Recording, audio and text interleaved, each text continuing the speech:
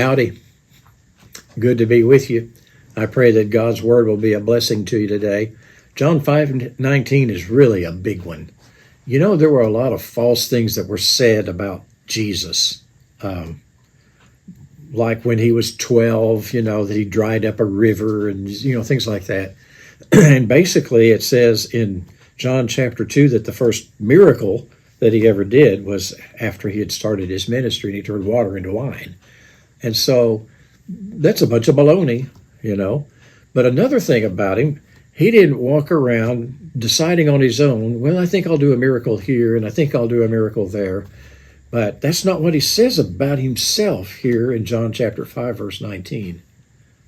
Listen to what he says. He's still talking to the Pharisees.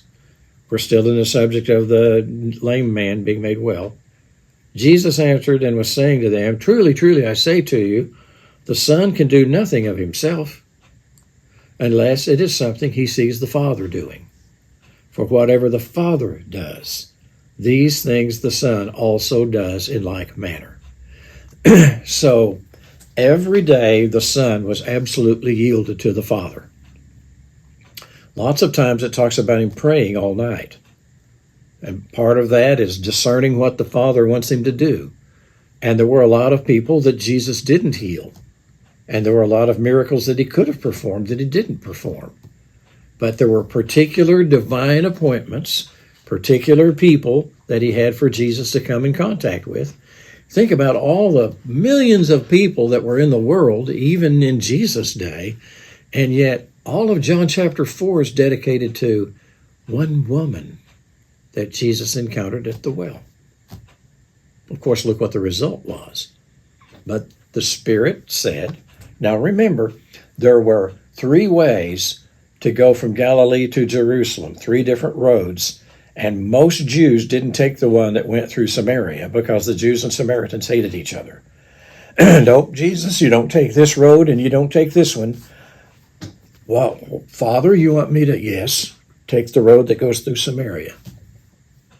And send the disciples into town to buy food and sit down. He doesn't do anything of his own accord. I think today I'll do this. I think today I'll do that. It was always, Father, what do you want me to do?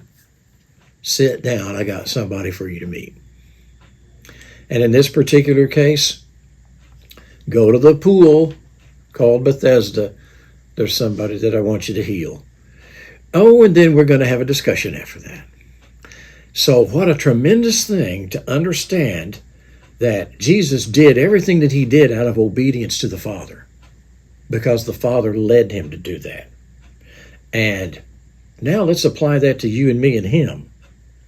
Jesus said, if you're going to come after me, deny yourself, take up your own cross, your own ministry of redemption every day and follow me.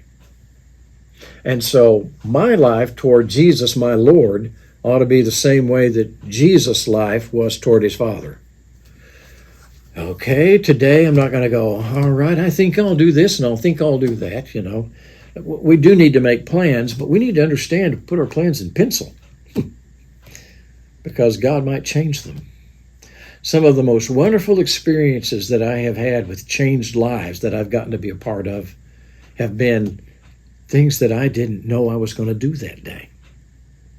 And you come across somebody that you had never met before, or some kind of a need that you never had seen, and now you see it, and all of a sudden your little schedule that you thought you had, you don't have it anymore.